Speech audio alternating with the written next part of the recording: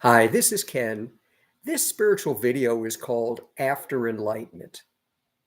Before we are born, there is a spirit, a piece of God, our higher self, a soul, known by many names, within every life, not only human, but all life.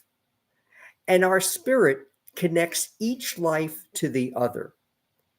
The purpose of our spirit is to share its inherent wisdom and unconditional love to help all others in which a spirit or a piece of God is present as well. With our birth, however, our ego is created, which is everything we learn and believe to be true in the world. These two, the ego and the spirit, are diametrically opposed in their view of the world. The ego believes only in what is best for you and your success in the world and your happiness, amongst other things. It convinces you that to be successful in the world, you need to get a good education, a good job, make enough money to have a material possession such as a house, a car, a family, and be able to enjoy everything in life.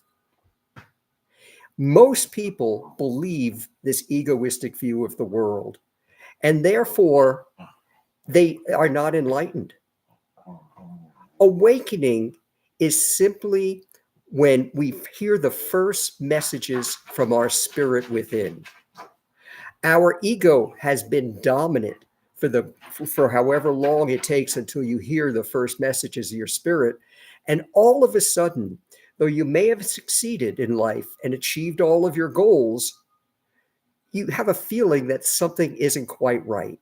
And the very first messages of your spirit begin to penetrate an impenetrable wall that the ego has created around the spirit to prevent its messages from being heard.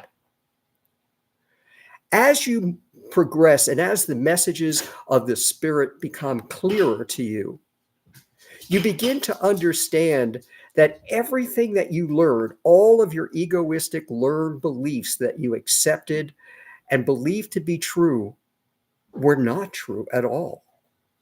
In fact, everything that you believed was true, that success in the world comes from money, material possessions, family, and other people enjoying your life, have absolutely nothing to do with what life is truly about.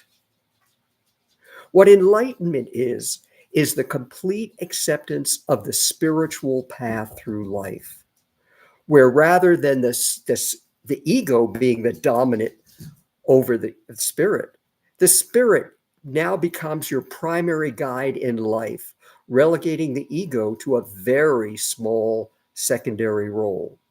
The ego is necessary, will always remain with us, since we need to learn certain things in order to how survive and get along in the world. But when you follow the spiritual path and it becomes your primary guide in life, that is what enlightenment is. It is realizing once again the messages of the spirit, which is to share the spirit's wisdom and love with all others, regardless of any differences whatsoever, to help each so that their life becomes successful, happy, and has meaning as well. Enlightenment is the understanding that everything we learned in life is wrong, and that we are alive. The purpose of our life, the lesson we are alive to learn, is to embrace the spiritual messages and wisdom, and regardless of our differences, understand that every single life is equally important and therefore deserves as much help as we wish for ourselves, and to be treated with equal respect. But with enlightenment, something else happens as well. Your views of the world have completely changed. And therefore, a lot of the people you're with, perhaps your family, your friends, even the job that you have, begin to have less meaning, as they are still following the path, the learned path of the ego through life. And therefore, you begin to distance yourself somewhat from other people who are like this, as you are realizing you no longer have patience to play the games of life that the ego dictates that you play to prove your superiority to another person.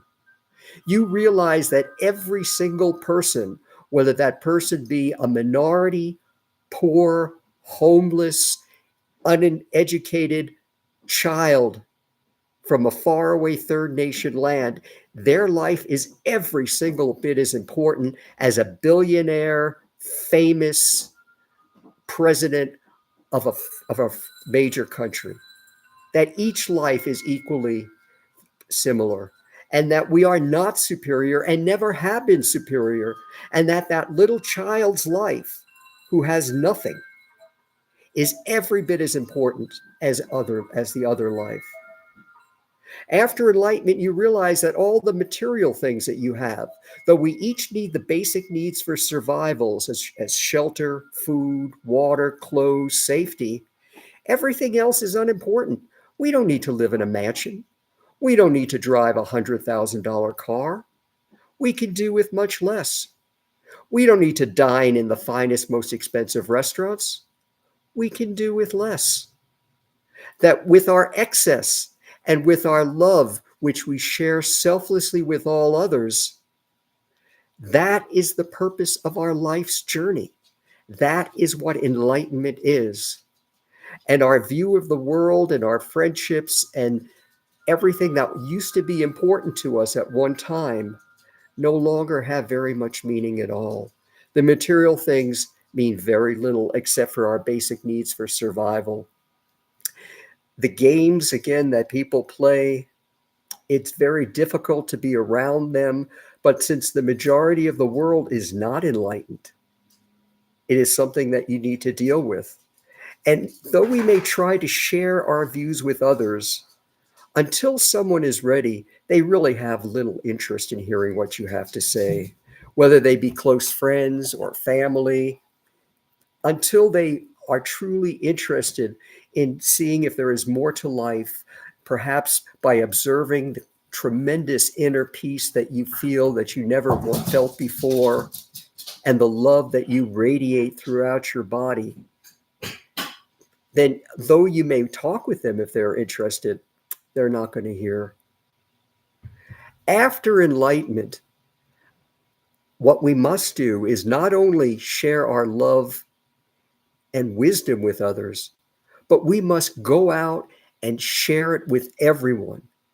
It is extremely tempting to withdraw from society, to sit in a lotus position under a tree for the rest of our life, enjoying the tremendous inner peace and wisdom that come with the knowledge of our true purpose in life that we have discovered.